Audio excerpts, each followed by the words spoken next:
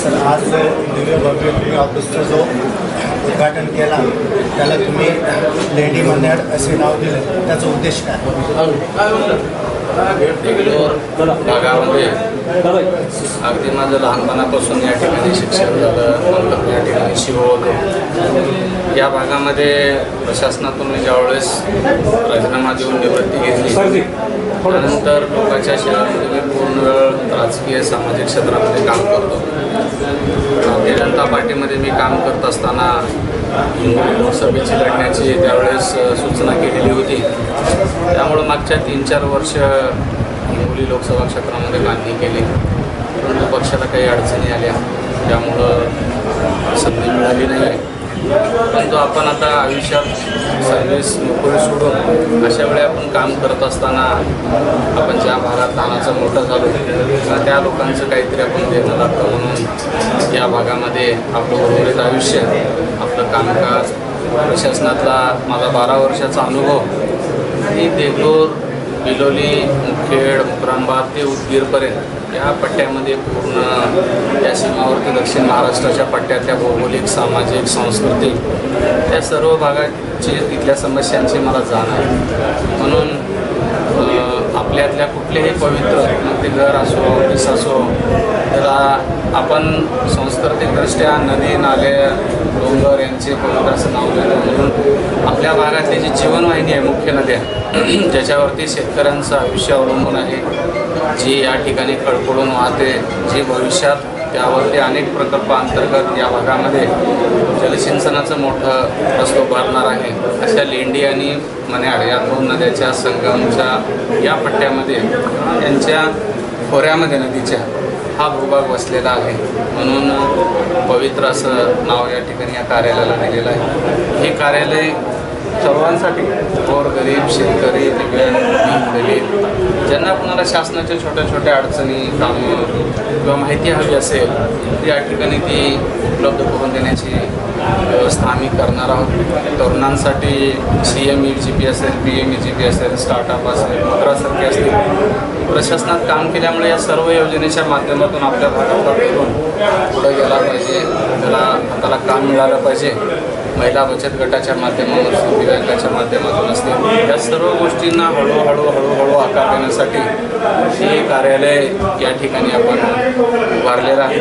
आज सकाळपासून अतिशय मोठ्या प्रमाणात सर्वजण या ठिकाणी आशीर्वाद द्यायला संत महात्मे, अनेक राजकीय क्षेत्रातले सर्व पक्षातले पदाधिकारी या ठिकाणी येत आहेत. हे माझ्यावरती असलेलं त्या सर्वांचं प्रेम आहे, विश्वास आहे. त्यांना एक वाटतं कुठेतरी की शिकलेला नेतृत्व या भागामध्ये एक चांगलं काम करून या भागाचे जे प्रश्न आहेत ते सोडवण्याचा प्रयत्न करेल.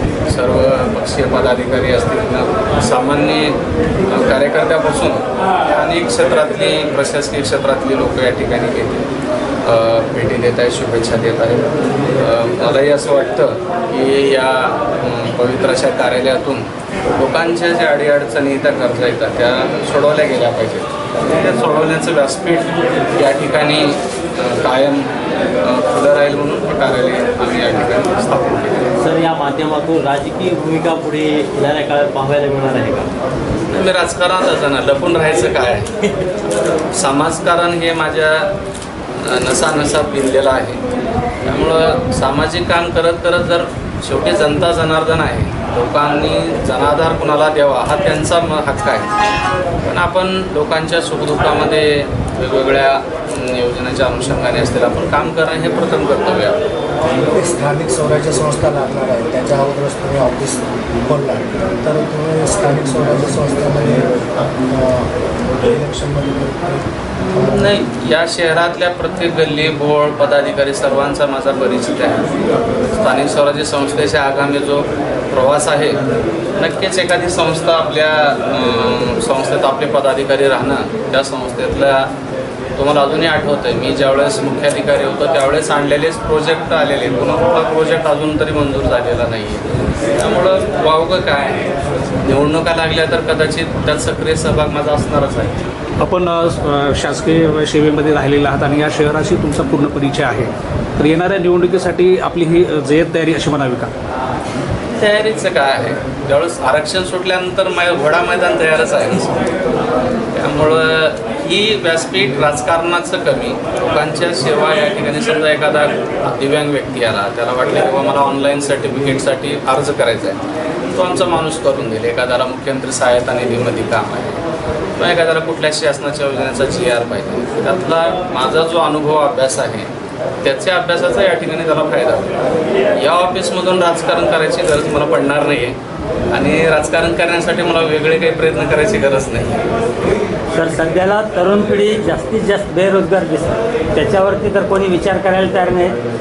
तर आपला काय मी सांगितलं ना, शासनाच्या CMEGP, BMEGP, स्टार्टअप, मुद्रा, अनेक योजना अशा आहेत. सारथी, बार्टी, महाज्योतीमध्ये वेगवेगळ्या समाजाचे वेगवेगळे महामंडळ येतात, वेगवेगळ्या आता संस्था स्थापलेल्या येतात. त्याच्या माध्यमातून एखाद्या विद्यार्थ्याला कसं फायदा होईल, शिष्यवृत्तीसारख्या फेलोशिपच्या योजना येतात, त्या माध्यमातून कसा फायदा होईल, त्या सर्व गोष्टीचं मार्गदर्शन असेल, मदत असेल, शासन स्तरापर्यंत मदत असेल, मंत्रालयाचं मला 18 वर्षाचा अनुभव आहे ती असेल. या सर्व गोष्टी हळूहळू ज्याला जशा पद्धतीनं मदत करता येईल. आणि तशी मी मदत पूर्वीपासून कार्यालय स्थापलं म्हणून नाही आहे, या गावातल्या व्यक्तींच्या, भागातल्या व्यक्तींचा कुठलाही साधा फोन आला तरी माझी मदतीची भावना असतेच. धन्यवाद.